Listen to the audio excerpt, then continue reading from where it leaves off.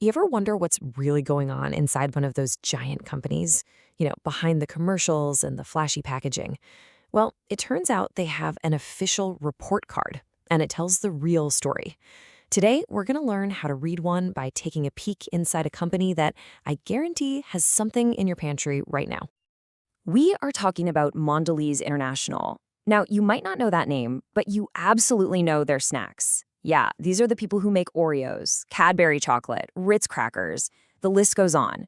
They're a global powerhouse, and their stuff is literally everywhere. So, we know their brands are super popular. But here's the thing. Does popular always mean profitable? To get the real story, we can't just look at the grocery store aisle. We've got to look at their official financial reports. And the key to our whole investigation is this little document right here, the Form 10Q. Just think of it as a company's official, legally required quarterly report card, and it's filed for anyone to see. So what is a 10Q? Well, it's a super detailed review that public companies have to file with the government every 3 months. It gives us a look under the hood, We get to see their financial health, what they're making, what they're spending, and what big challenges they're up against. It's pretty much the ultimate source of truth. All right, let's start our checkup by looking at the two most important vital signs for any company: how much cash is coming in the door, and, crucially, how much of that they actually get to keep. First up, net revenues. That's just a fancy term for total sales. And honestly, the numbers look great for Mondelēz. In the third quarter, they pulled in over $9.7 billion.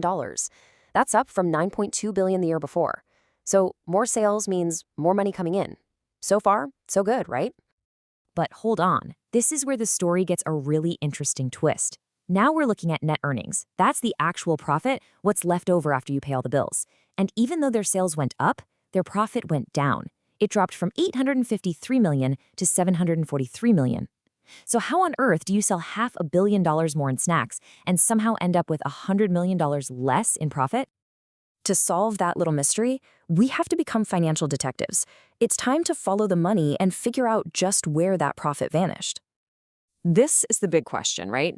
Selling more stuff is great, but if it's costing you even more to do it, you've got a problem.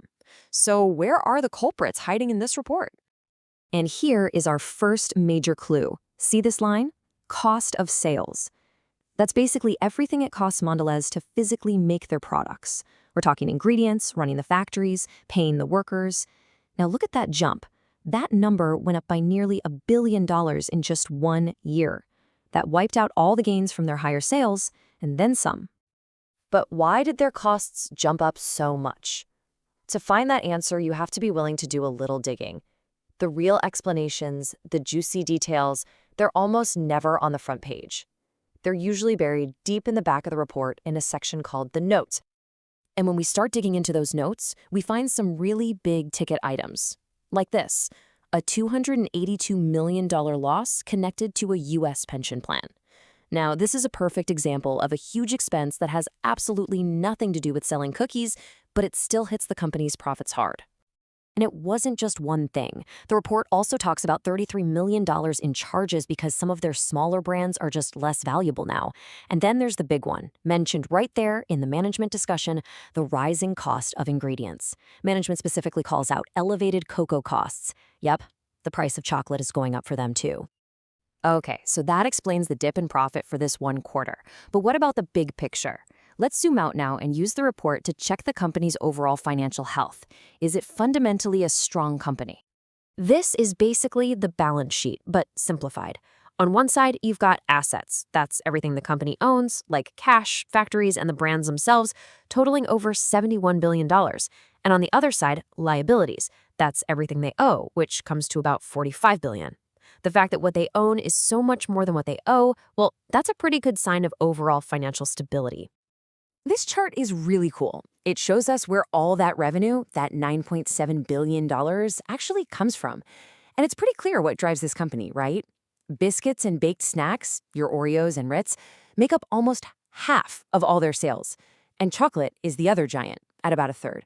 Together, that's over 80% of their entire business. That's really important to remember when we talk about the price of cocoa. So we've looked at the past quarter, and we've checked on their overall health. But the final piece of the puzzle is always the future. What does the company itself say is coming down the road?